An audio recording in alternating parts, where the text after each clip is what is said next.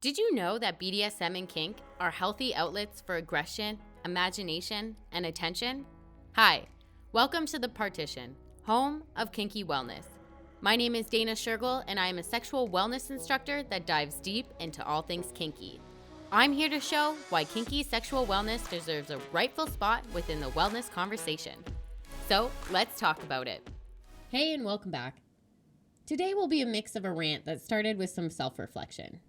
Now, this podcast episode is going to be a bit of a generalization, but I do feel like the people who I met who take their sexual wellness seriously are overall more honest people. Listen, I'm not saying this is 100%, but it's safe for me to say that this is often the case. And that's definitely not by accident. Being honest with our sexual wellness, especially our kinky sexual wellness, is one of the hardest things we have to do. But whoever's in charge of our health and really our overall well-being has done an excellent job of demonizing many components of sexual wellness, especially kinky sexual wellness, through false education, false narratives, and relentless attempts to discredit anything to do with kinky sexual wellness. Yet here we are, kinky sexual wellness still shines on. And that's because kinky sexual wellness realizes that not everything we'll like or want to do will be quote unquote nice. And kinky sexual wellness can let you act out those sides in a fun, consenting way. Instead, there seems to be this widespread message lying within the air that humans are supposed to be as pleasant as possible. We're not allowed to be angry or get sad. Messages of ways to stay happy are all around us every single day. Smile more, look on the bright side, etc., etc.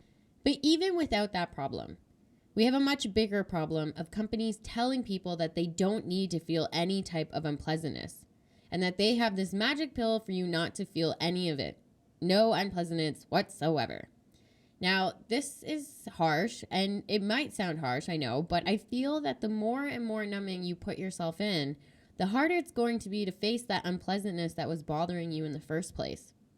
And unfortunately, the only way to get rid of that unpleasantness that you're feeling is to actually go through it. You literally need to feel it, experience it, savor it, express it, act it out consentingly to be able to actually let it go. If you don't go through that experience or the feelings to their full extent, they will just sit with you and they'll sit within you, making you feel heavier and heavier. You know, there's this saying that time heals all wounds, but I don't think that's necessarily true.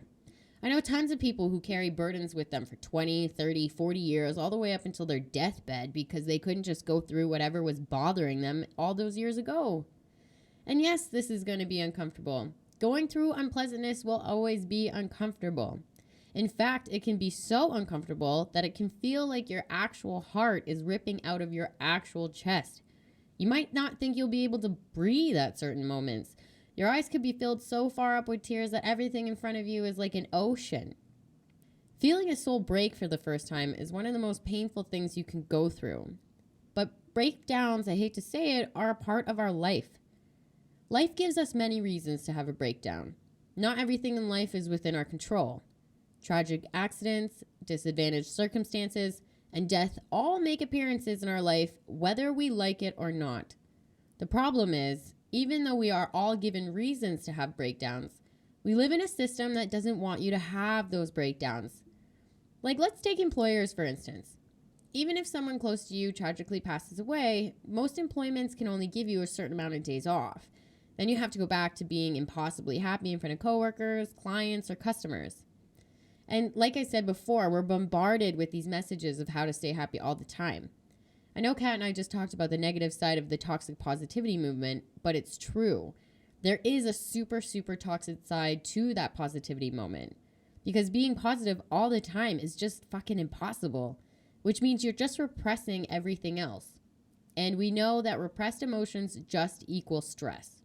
And stress for our bodies and mind can age us, weaken our immune system, damages our interpersonal relationship, and can even prevent us from making new relationships.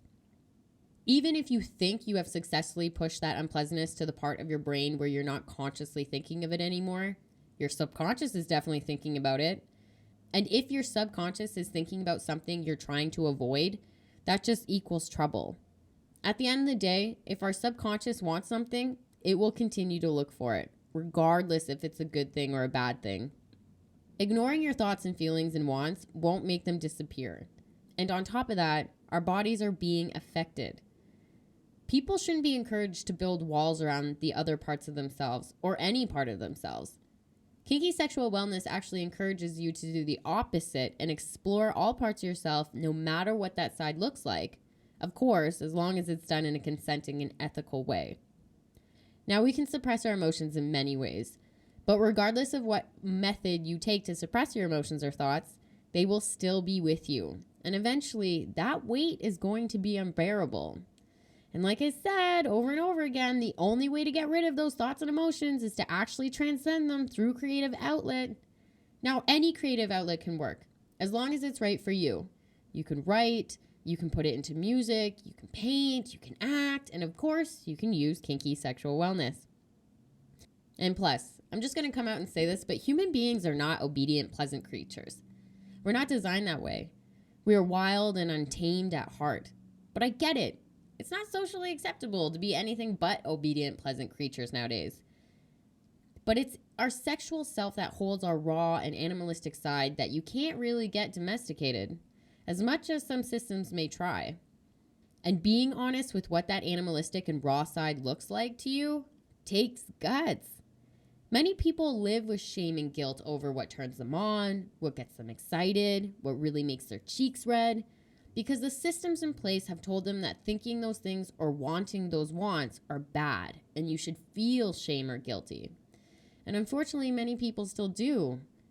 But I find that the people that I've met that have stood up to those systems of what sexual wellness is supposed to look like and have taken the responsibility to educate themselves with the sexual education that suits them often have a much more honest and more positive life.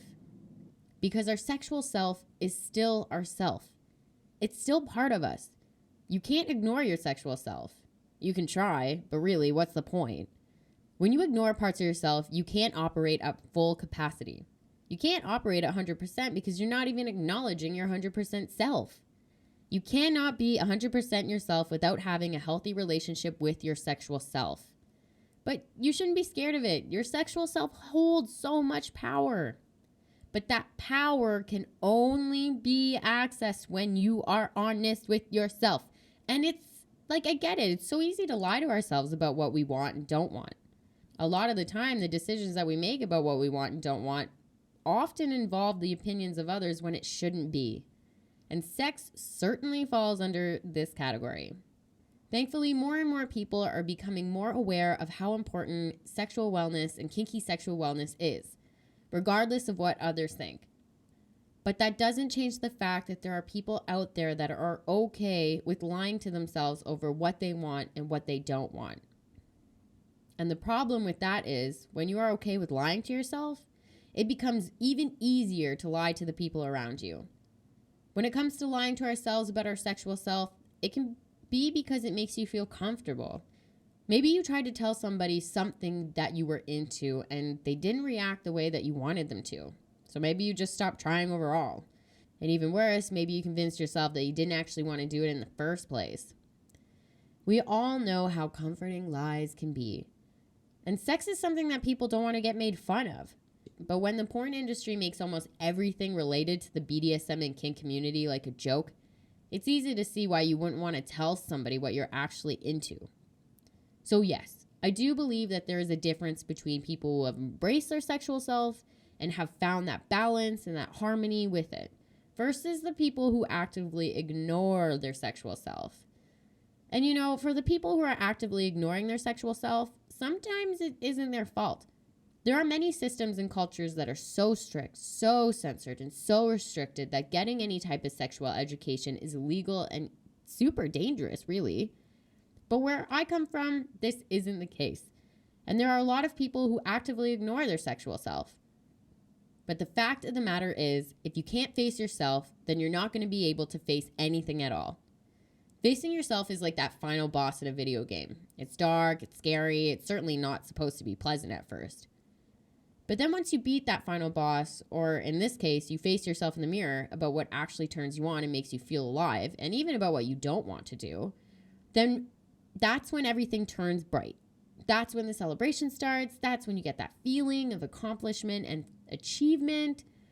And it is. Meeting and maintaining and nourishing and balancing and all of that jazz about your sexual side should be recognized as a positive and some type of achievement, that's for sure.